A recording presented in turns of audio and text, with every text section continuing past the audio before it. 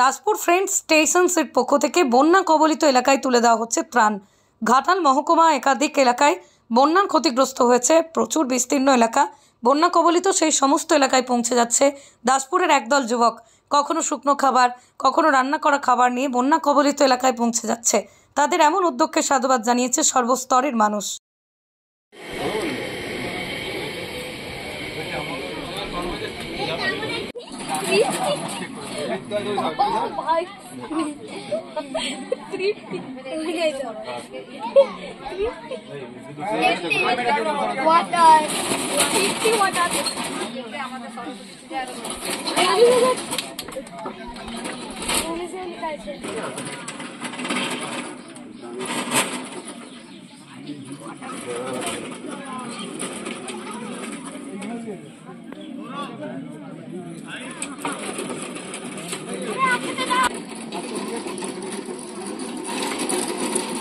সংস্থার নাম Daspur friend station.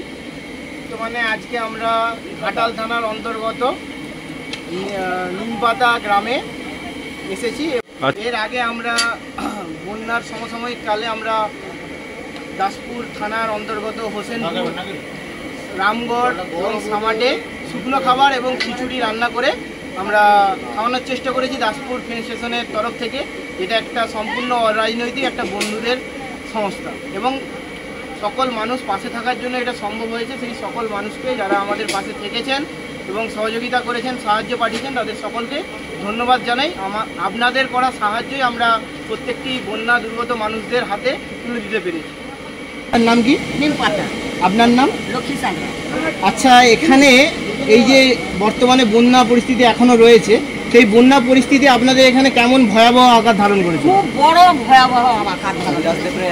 মানুষের উপরে একটু জোরে উঠে জলটা যে এমন পরিমাণ ছিল না, এখানে কত জল ছিল, কোনো কিছু মানে প্রায় 5 ফুটের উপরে, মানে এক মানুষের উপরে জল ছিল। এবং সেই জলটা কতদিন স্থায়ী ছিল?